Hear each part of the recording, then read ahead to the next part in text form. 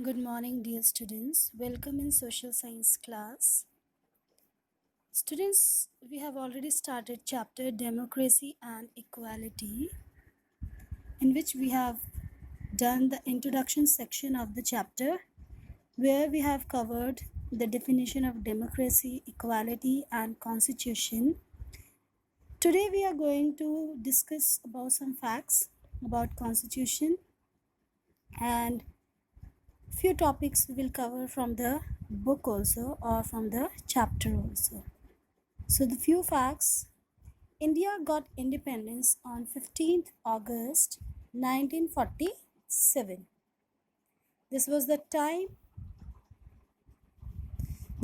time of end of foreign domination, nearly 200 years.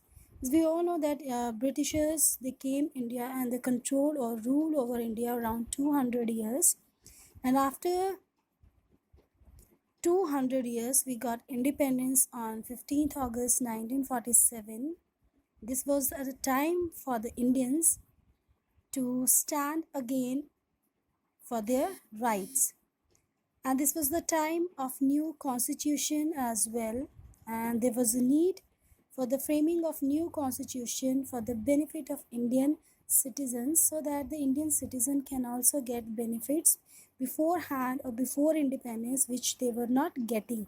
All the rights were given to the Britishers only, and they were not providing the benefits as well as facilities to the Indian citizen or Indian people. They were bound to work under British rulers. There was need of political freedom, there was need of social freedom, which we have already discussed in preamble, that political freedom is right to participate in political activities, the social equality, no discrimination on the basis of caste or races, and economical areas where the financial condition should be strong in every area, where the people, they were not getting proper wages during the British period. They were doing as a bonded labor, but after independence it was decided that they have to do work according to their level and to survive them. Now some facts about constitution. The Constitution of India came into effect on 26 January 1950, although it was ready on 26 November 1949, but it was enacted on 26 January 1950. The main areas were covered under the Constitution was equality to all. The specific areas was covered that everybody should get equality, no discrimination should be on the basis of their color, caste, creed, or racial level, provision of equality amongst citizens of state, equality of status should be no discrimination on the basis of rich and poor, and opportunity in every section. No discrimination whether it is related with gender, caste, color, or creed. The racial discrimination should not be, and place of birth. Earlier it was do so by the Britishers, but after independence and after the formation of constitution, it was decided that every citizen of India should get equal rights and status in the society. It was adopted on 26 November 1949, as I already told you. The main important fact of constitution that it was framed by or drafted by Dr. B.R. Ambedkar, or we can say that the chairman of constitution. Our constitution was framed under Article 147. When it was framed, there were 389 members who in the Constituent Assembly who framed who designed our constitution, and it was took around 2 years, 11 months, and 18 days to precise our constitution. It was quite around 3 years, a very long period for its formation, and it was originally written in Hindi as well as English. And the main important point is that it is handwritten, it is not printed form, and it is not in typed form. The whole Constitution of India is handwritten, and it is the longest constitution of the world as well. And it was written by Prem Bihari Narayan Rai Zada, and he was the person who framed our constitution in written form as a longest constitution of the world. Now students, we can continue with the topic from book. As we have already discussed that January 26, 1958 was a time period when our constitution was enacted. So many things were there. It was guaranteed equality to all citizens, no discrimination, treat people, all the people equally, and there should not be any discrimination on the basis of religion, gender, color, caste, or creed. A constitution is a set of regulations or rules which set of people have made and agreed upon, where we have to follow all the rules and regulations. It is meant for the people or the citizen of India to work under it. It lays down power and functions of the government. Centuries of subjugation. Subjugation means that bondage or restriction or control by the British authorities, casteism, poverty, and illiteracy had weakened the Indian society. Our constitution framers wanted to eradicate the discrimination that had divided the Indian society.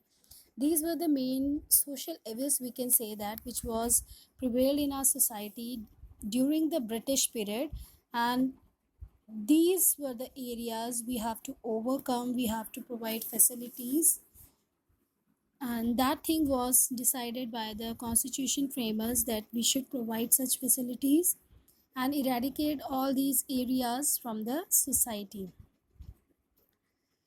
Now the lines of religion, caste, and economic status by ensuring the upliftment of all.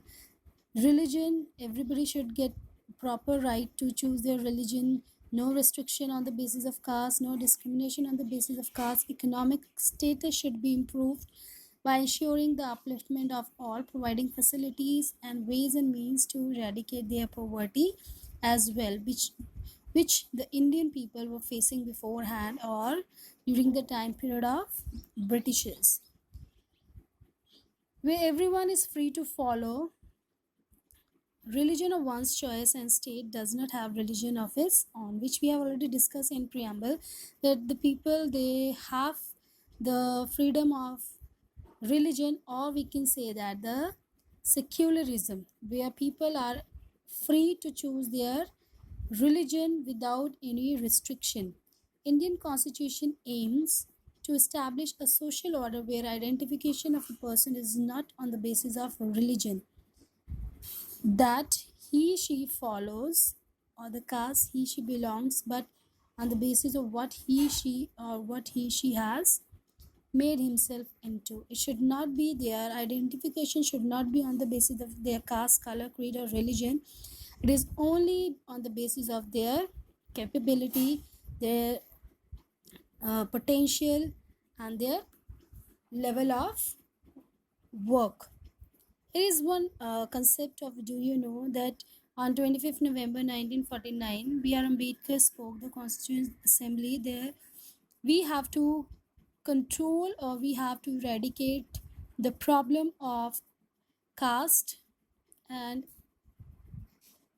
social discrimination among people. Those things were prevailed in the society during that period of time. The castes are anti-national.